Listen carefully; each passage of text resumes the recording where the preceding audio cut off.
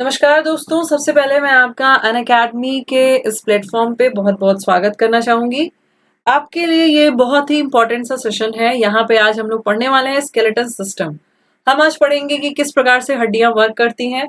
हम ये जानेंगे इस पूरे वीडियो में कि आपके सर की हड्डी से लेकर के पैर की हड्डी तक जो भी हड्डियाँ हैं पूरे बॉडी में, उनको हम किस नाम से जानते हैं और कितनी हड्डियां एक अंग में टोटल होती हैं, और बिल्कुल इस तरीके से आपके दिमाग में ये घुसता रहेगा। ठीक है, तो एक बार इसको बिल्कुल ध्यान से सुनिए और फिर उसके बाद कमेंट सेक्शन में जो भी मेरा क्वेश्चन रहेगा उसका आंसर करेंगे। ये वीडियो ऐसी है दोस्तों, अगर आप इसको ध्यान से सुनेंगे तो आपका जल्दी ये कंप्लीट भी हो जाएगा।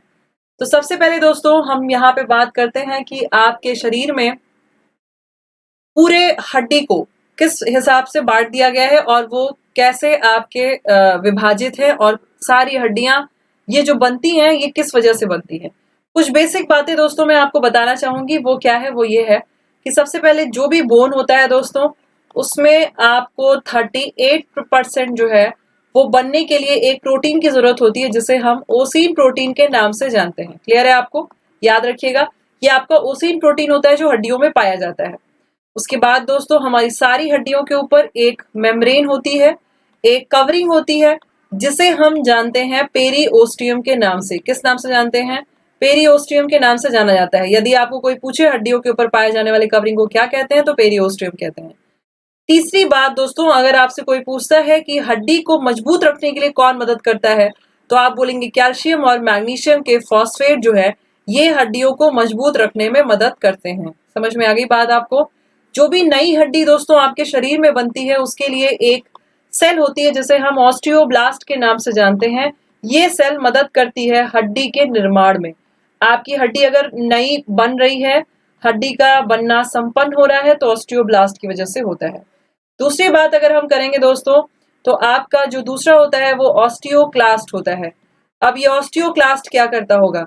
जिन हड्डी का आपके शरीर में यूज नहीं होता है, जिनका कोई मतलब नहीं है, उनको धीरे धीरे खत्म करने का काम यही करते हैं ऑस्टियोक्लास्ट। आप छोटे होते हैं तो आपके शरीर में 300 हड्डियां होती हैं जब आप बहुत शिशु अवस्था में रहते हैं। जब आप बड़े होते जाते हैं तो हड्डियां जो है वो 206 रह जाती है। अब 300 से 206 बनने के लिए मतलब कोई कोई तो ऐसी कोशिका होगी, कोई तो ऐसी सेल होगी जो मदद करेगी इस काम में, यानी कि ऑस्टियोक्लास्ट ये एक ऐसी कोशिका होती है जो इस काम में मदद करती है कि आपके ज्यादा हड्डियों को कम करे। ज्यादा हड्डियों को कम करने से मतलब है जिनका यूज नहीं है उनको बॉडीज में फ्यूज कर दे या फिर उनको खत्म कर दे। ठीक है, अब दोस्तों आपको इस इमेज में जो दिख रहा है वो है क्या? असल में ये आपके शरीर का वो भाग है जो आपके अक्ष भाग में आता है, यानी कि आपके एक्सियल भाग में आता है। आपके शरीर की पूरी हड्डी को विभाजित कर दिया गया है दो प्रकार से। एक आपका होता है एक्सियल स्केलेटन, एक को हम बोलते हैं एक्सियल स्केलेटन। ठीक है, एक्सियल स्केलेटन का मतलब हो गया, हम इसे कहते हैं अक्षीय कंकाल। बात समझ आई? और दूसरा आपका होता है दोस्तों, हम जिसे कहते हैं अपेंडिकुलर स्केलेटन। ठीक है, अपेंडिकुलर का मतलब क्या हो जाता है? अपेंडिकुलर का मतलब होता है उपांग कंकाल। एक्सियल का मतलब होता है जो बॉडी में आपको देखते ही सामने से जो पार्ट एकदम बिल्कुल अक्ष भाग में नजर आ जा रहा है। आपको जिस चीज के लिए इधर उधर देखना पड़ रहा है वो हड्डियां आपकी अपेंडिकुलर कहलाती है। जैसे हाथ इधर होता है, दोनों हाथ इधर है, पैर भी आपका इस साइड में है, आपके कूल्हे का जोड़ भी इस साइड में है, ये सब आपका अपेंडिकुलर स्केलेटन में आ जाता है। ये सब किस में आएंगे? उपांग कंकाल के एग्जाम्पल में आ जाते हैं। अब बात करते हैं दोस्तों हम लोग यहाँ पे अक्षीय कंकाल का सबसे महत्वपूर्ण भाग क्या होता है? वो होता है आपका स्कल। ठीक है, आपकी खोपड़ी। ठीक है, अब दोस्तों खोपड़ी के लिए हम किसकी बात कर रहे हैं? ये जो इन्होंने निकाल के आपकी ओर फेंक दिया है, बस ये भाग पूरा खोपड़ी कहलाती है, स्कल कहलाता है। कभी भी ये मत कहिएगा कि जिस भाग में मस्तिष्क है सिर्फ वही खोपड़ी है। इन्होंने जो निकाल के आपकी स्क्रीन पे फेंक दिया ये ही आपकी खोपड़ी है, यही आपका क्या है? स्कल है।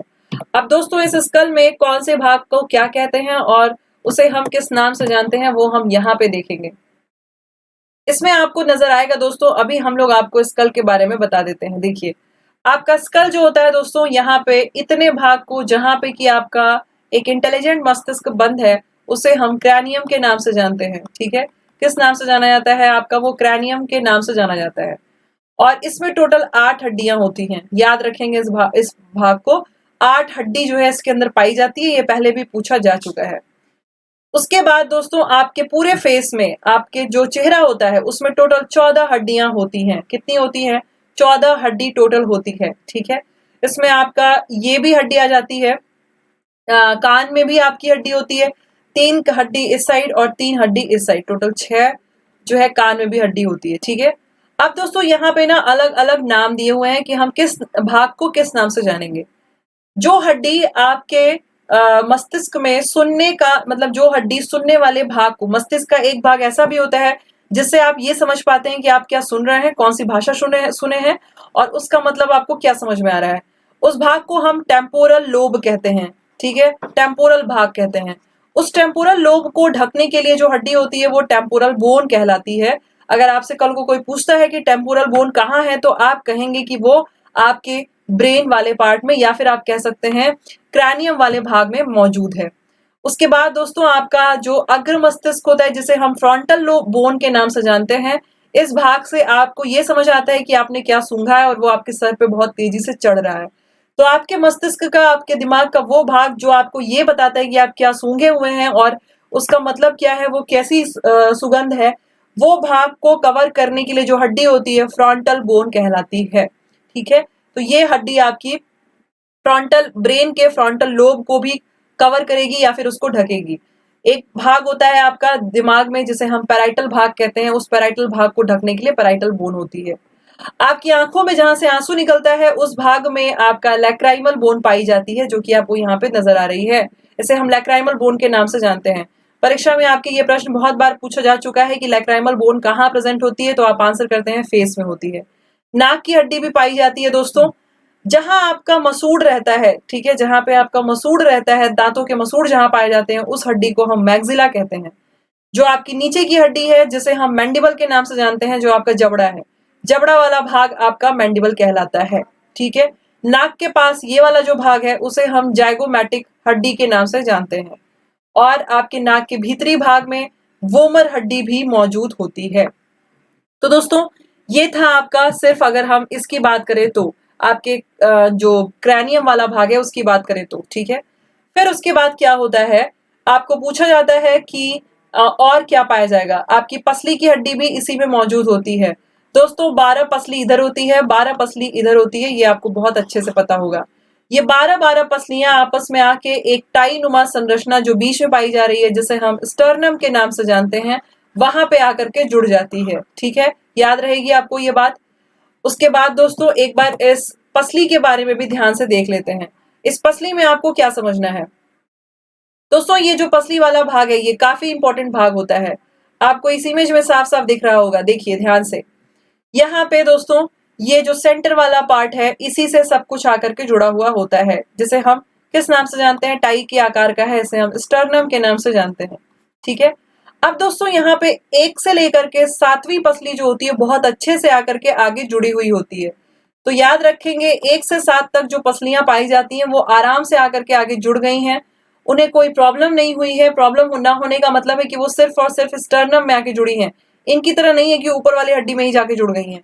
तो इस तरीके की हड्डियों को हम सत्य पसली कहते हैं। ठीक है, सत्य पसली, या फिर हम इसे ट्रू रिब के नाम से जानते हैं। क्या बोलेंगे इसे हम? ट्रू रिब्स के नाम से जानेंगे। क्लियर है? और दोस्तों उसके बाद आपका 8 से लेकर के 10वीं तक की जो हड्डी होती है वो असत्य पसली कहलाती है। असत्य पसली उसे हम क्यों कह रहे हैं? क्योंकि वो सही से आगे जाके जुड़ी हुई नहीं होती है। ठीक है, मेरे पास इसमें आपके लिए देखिए ये इमेज है, इसमें ध्यान से आप देख सकते हैं ये पसलियां जो है किस तरीके से आगे आकर के जुड़ी हुई हैं। ध्यान से देखिए दोस्तों, यहाँ तक की जो हड्डी थी वो तो बहुत आराम से जुड़ गई। ठीक है, यहाँ से हड्डी यहाँ तक की जो है ये बहुत अच्छे से आगे आके जुड़ी हुई है, यहाँ से आई है बकायदा इसमें आगे जुड़ी है, ये भी इसमें आगे जुड़ी है। पर नीचे से जहां से ये हड्डियां शुरू हो रही हैं दोस्तों, 3 हड्डी ऐसी होती है जो आकर के इसी में मिल गई है। ध्यान से आप देख पा रहे हैं। तो यही बात मैंने आपको बोली कि 1 से 7 तक सत्य पसली पाई जाएगी, यानी कि ट्रू रिब मौजूद होती है। नीचे आएंगे दोस्तों आप जब, तो इस भाग को जिसे हम बोलते हैं ये 8 से लेकर के 10 तक, 10 नंबर तक की जो पसली है इसे हम असत्य पसली के नाम से जानते हैं। इसे हम कहेंगे ये आपकी क्या है, फाल्स रिब है। ठीक है, फाल्स रिब इसलिए क्योंकि स्ट्रक्चर इन्होंने सही से नहीं फॉर्म किया है, ये ऊपर वाली हड्डी में ही जाकर के जुड़ गई। अब नीचे दोस्तों दो हड्डी हवा में भी होती है, आपको यहाँ पे नजर आ रही है, ये और ये, ठीक है। ये दोनों जो हड्डी होती है दोस्तों, ये क्या कहलाती है, इस इमेज में आप ध्यान से देखिए। इसे हम कहते हैं फ्लोटिंग रिब्स। फ्लोटिंग रिब्स मतलब हवा में तैर रही हैं, ये किसी से जाकर के भी नहीं जुड़ी, किसी से नहीं जुड़ी है, बस ऐसे हवा में तैर रही है। इन्हें हम फ्लोटिंग रिब के नाम से जानते हैं, ठीक है। तो यदि आपको कोई पूछे फ्लोटिंग रिब्स कौन सी नंबर की पसली है, तो आप बोलेंगे 11वीं और 12वीं, ठीक है। अगर आपको बोले कोई कि असत्य पसली कहां से कहां तक है, 8 से लेकर के 10 तक। अगर कोई सत्य पूछे तो 1 से लेकर के 7 तक। बात क्लियर हो गई होगी मेरे ख्याल से आपको दोस्तों, ठीक है। ध्यान से इस बात को याद रखिएगा जो भी मैंने आपको बताया। ये हो गया आपका पसलियों वाला भाग। अब आते हैं दोस्तों हम लोग एक बार इस भाग में। पूछा जाता है हमेशा कि शरीर की सबसे मजबूत हड्डी क्या है। ये हायोइड बोन जो है, ये सबसे मजबूत हड्डी होती है। इसे हम हायोइड बोन के नाम से जानते हैं। ये आपके निचले जबड़े में, ये वाला भाग आपका निचला जबड़ा है, और आपका जहां से गला शुरू होता है ये बीच में मौजूद होती है। आप यहाँ पे देख सकते हैं ये कहाँ मौजूद है, ऐसे हवा में रहती है। इसे हम दोस्तों एक और नाम से जानते हैं, इसे हम हायोइड बोन तो कहते ही हैं, यही हड्डी आपकी टंग बोन के नाम से भी जानी जाती है, ठीक है। याद रखेंगे, टंग बोन भी हम इसी को ही कहते हैं। क्लियर है आपको। अब उसके बाद दोस्तों आपका जो टोटल यहाँ पे हमने बात कर ली, जो है इसके बारे में भी हो गया हमारा। अब हम बात करते हैं वर्टिब्रल कॉलम के बारे में। आपका जो ये है रीढ़ की हड्डी है, उसके बारे में बात करते हैं। तो रीढ़ की हड्डी में दोस्तों, रीढ़ की हड्डी यहां से शुरू होती है और एकदम नीचे तक जाती है, एकदम आपके कूल्हे तक जाती है, ठीक है। आप ये देख पा रहे हैं ये कहाँ तक जाती है, कंप्लीट कूल्हे तक जाती है। इस इमेज को यदि हम रोके, आपको यहाँ भी दिखाई दे रहा है बिल्कुल किनारे, ठीक है। तो ये भी है, अगर आप इस इमेज में देखेंगे तो यही से ये शुरू हो जाता है, ठीक है। आपके गले वाले भाग से ही शुरू हो जाता है, ठीक है। अब देखिए दोस्तों, यहाँ पे बात करते हैं हम लोग कि ये जो वर्टिब्रल कॉलम होती है कितनी होती है, ठीक है। आपकी ये जो पूरा कशेरुकदंड वाला हड्डी है कितना होता है नंबर में, तो दोस्तों ये टोटल कितनी होती है आप देख रहे हैं, एकदम नीचे तक गया हुआ है, एकदम नीचे तक ये गया हुआ है। किसी और इमेज में भी हम अगर आपको इसको साफ साफ दिखाने की कोशिश करें तो आपको समझ में आएगा। तो देखिए दोस्तों, ये वाले इमेज में हम लोग देखते हैं यहाँ से, ठीक है। देखिए इस वाले इमेज में ध्यान से देखिएगा, ये जो हड्डी है दोस्तों, ये टोटल कितनी होती है, 33 बोन जो है, जब हम शिशु होते हैं, जब हम बच्चे होते हैं तो 33 हड्डी होती है। बाद में जैसे ही हम वयस्क हो जाते हैं, ये 26 बदल जाती है, 26 के रूप में परिवर्तित हो जाती है, 26 हो जाती है। 4 हड्डियां पूंछ की हड्डी होती है जो एकदम नीचे जाती है। जब हम बहुत पहले, जब हम इंसान नहीं थे, बंदर का रूप लिए हुए थे, तो हमारे पास ये हड्डी बहुत एक्टिव थी, इसी की वजह से हमारे पास पूंछ थी। अब इसका कोई मतलब नहीं होता, तो बचपन में ही रहती है, बड़े होते हैं तो खत्म हो जाती है। ये कॉकेक्स बोन कितनी होती है, 4 हड्डियां इसमें ऐसी होती हैं जिसको खत्म कर दिया जाता है, जो फ्यूज हो जाता है, जो जुड़ जाता है ऊपर वाली हड्डी में। तो टोटल 33 हड्डी वर्टिब्रल कॉलम में पाई जाती है, बाद में वो आपकी 26 हो जाती है। क्लियर है आपको। आपके कशेरुकदंड का, आपके वर्टिब्रल कॉलम का वो भाग जो गले वाले पोर्शन को कवर करता है, उसे हम सर्वाइकल वर्टिब्रल कॉलम के नाम से जानते हैं। यानी कि आप लोग कभी भी तकिया लगाने की वजह से आपको प्रॉब्लम होती है तो लोग कहते हैं सर्वाइकल का प्रॉब्लम हो गया। थोरैसिक भाग कौन सा कहलाता है, यहां से यहां तक का वो भाग जो आपके थोरैक्स यानी कि आपके सीने वाले भाग को, यानी कि आपके वक्ष भाग को पीछे से सपोर्ट प्रोवाइड कर रहा है, वो भाग आपका थोरैसिक कशेरुकदंड यानी कि थोरैसिक वर्टिब्रेट कहलाता है, ठीक है। उसके बाद दोस्तों जो कशेरुकदंड आपका नीचे आपके हिप जॉइंट को आपके कूल्हे के जोड़ के साथ जाकर के जुड़ा हुआ है, उसे हम सैक्रम हड्डी के नाम से भी जानते हैं। बात आपको मेरे ख्याल से क्लियर हो गई होगी कि आपके अक्षीय कंकाल में कौन कौन से भाग हैं, इसमें आपका कुछ भी बचा नहीं है। तो दोस्तों हमने इस वीडियो में अक्षीय कंकाल संपन्न कर दिया है, हमने आपको एक्सियल स्केलेटन समझा दिया है, और आप ज्यादा बोर ना हो इसलिए हम एक्सियल स्केलेटन में इसको खत्म करते हैं, ठीक है।